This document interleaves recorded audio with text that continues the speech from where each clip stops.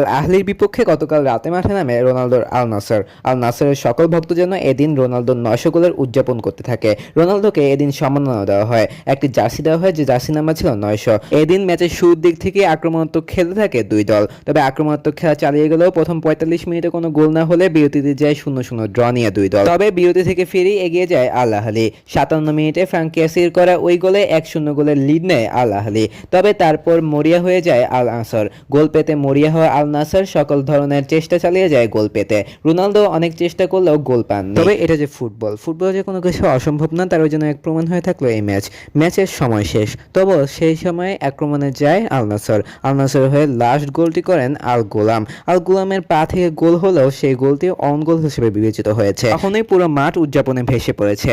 Match শেষেও উত্তেজনা কমেনি। Match শেষে আল আহলির হয়ে একমাত্র গোল করা ফ্রাঙ্ক কেরিস হলুদ কার্ড দেখে মাঠে ছাড়েন এবং 1-1 গোলের ড্র নিয়ে